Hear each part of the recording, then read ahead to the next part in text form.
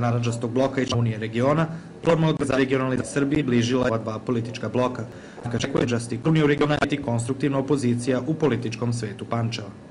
Narandžasti blok naravno nastavlja svoje aktivnosti potpuno jako, kao što je krenuo od septembra ove godine, dakle sa medijskim redovnim predstavljanjem i opšte svojim programom, dakle nevezano od Ujedinjenih regiona, nastavljamo svoje aktivnosti jače nego ikad i predstavljanje svog programa i tako dalje i tako dalje i ovo vidimo samo kao jedno dodatno pojačavanje priče i, ajde da kažem, našeg malog glasa iz Pančeva da može da se čuje dalje od Pančeva i da s te strane uradimo sve što je moguće za ovaj grad.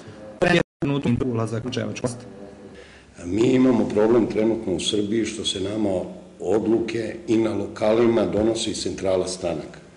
To je problem. Upravo te centrale stranaka ne razumeju specifičnost regiona i specifičnost lokala, a s druge strane prouzrokuju drugu posledicu koja se sastoji u tome da jednostavno svi mi na lokalu onda čekamo šta će da uradi centrala ili koliko će sredstava da nam da ta ista centrala. Znači, i jedan i drugi proces nisu dobri i mi ih menjamo na ovakav način i ovom regionalizacijom jer jednostavno smatramo da mi na lokalu najbolje znamo da identifikujemo te odluke.